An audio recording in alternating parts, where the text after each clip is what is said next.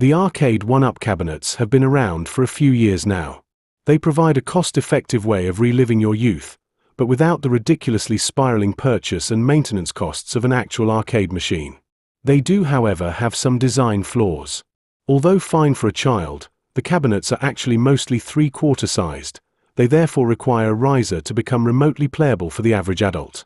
They are also limited out of the box in their content, especially for those that seek a more varied and sustained arcade experience, who without some modification might be better utilizing emulation instead, such as Multiple Arcade Machine Emulator, otherwise known as MAME.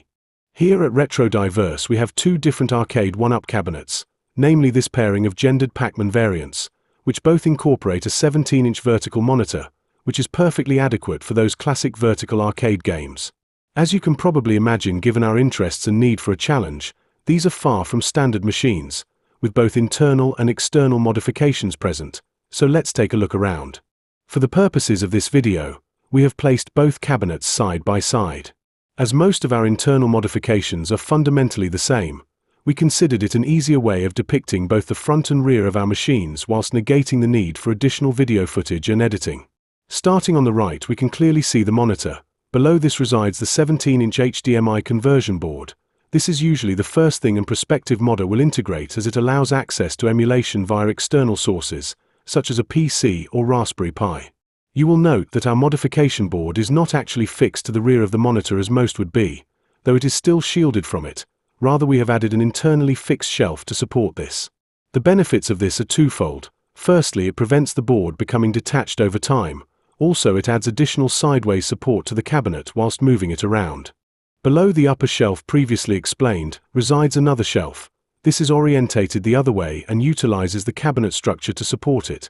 This provides an easy means of removal should it become necessary in the future. In our instance, it provides the support for our black-cased Raspberry Pi. This utilizes Betosera via microSD card, which is populated with vertically orientated game files.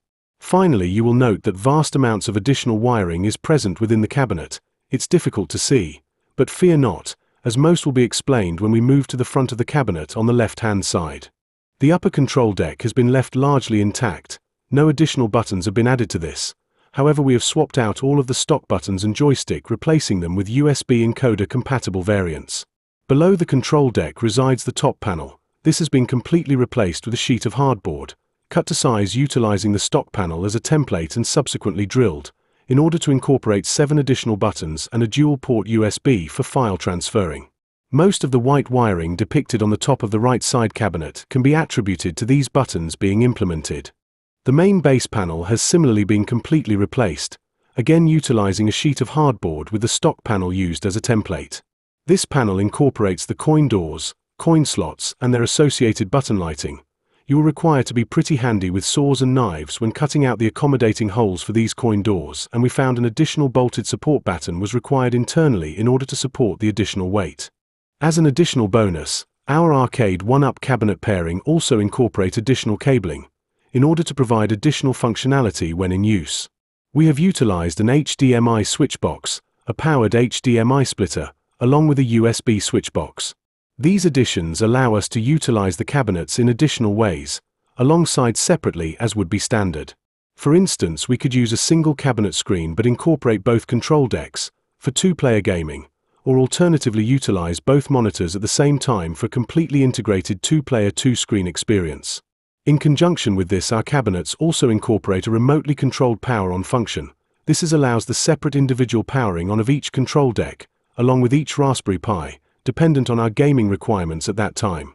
Hopefully that has explained the many modifications that we at Retro Diverse have incorporated into our otherwise standard arcade 1-up cabinets.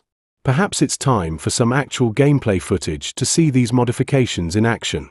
And until the next time, like, comment, subscribe.